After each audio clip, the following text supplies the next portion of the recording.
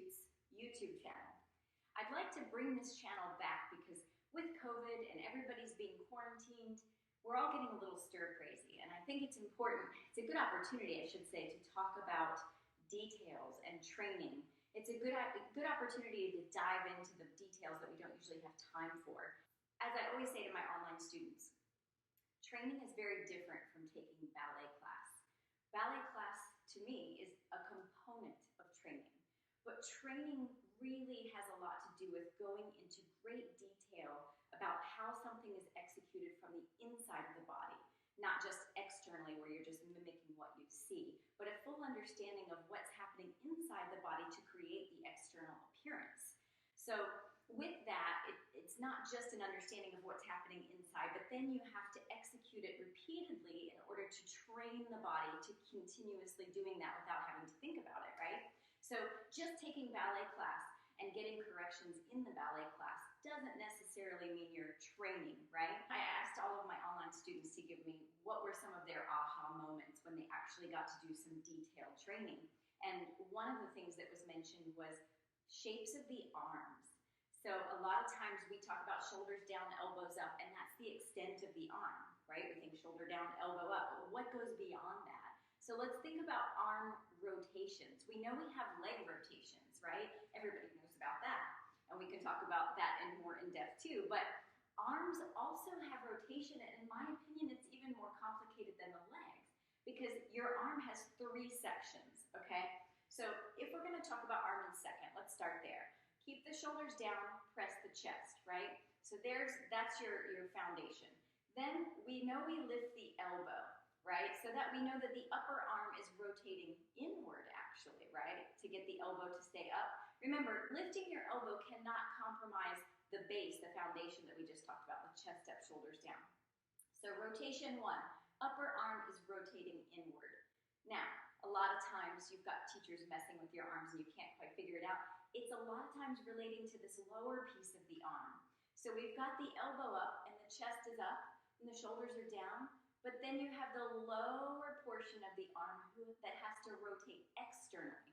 So you have internal rotation and then you have external rotation. Now take a look at my hand. That's the 3rd section of the arm we have to worry about. You can't drop off at the end of the arm. Ballet is all about creating lines, continuous lines. Even if it's a curved line, it has to look like it could go on forever, right? So as I've got the internal rotation of the upper arm, then I've got the external rotation of the forearm, and now I've got to make sure that my hand is an extension of the forearm.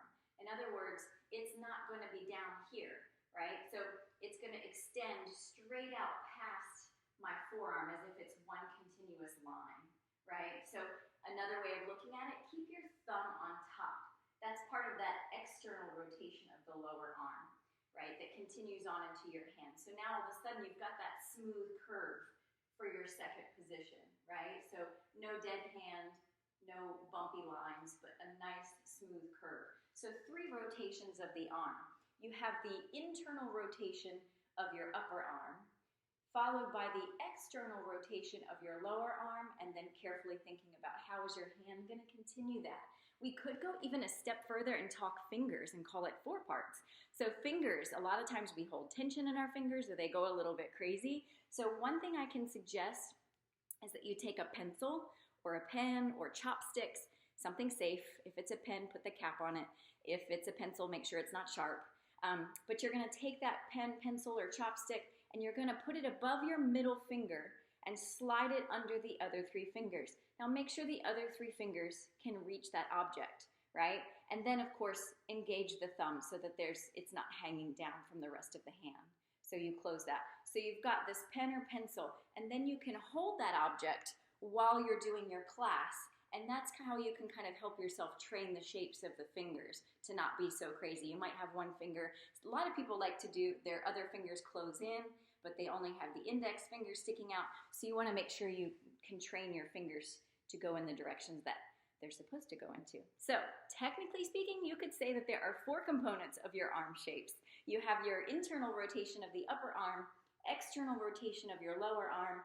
The hand could be considered component number 3, which has to be a continuation of your forearm, and then your fingers, which we just talked about the shape of the fingers and sliding a pen or pencil or chopstick under there to keep the shape of the fingers while you're working until you can get used to it.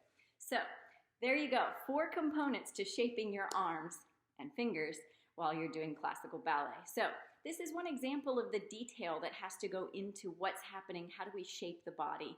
And I would love to go into more detail maybe in another episode, if you guys want to make a comment below to see if this is something you'd be interested in, but talking in depth about how that arm shape moves through different positions. I get very passionate about this because the upper body is so often neglected because we're so focused on the legs and the feet. So let me know, leave a comment, subscribe to our channel if you like this topic, and hit that indication bell so that the notification bell so that you can find out when we post new episodes discussing technique in great detail. Passionate about ballet. Thanks guys, join me next time, and thanks for joining today at Ballet Institute.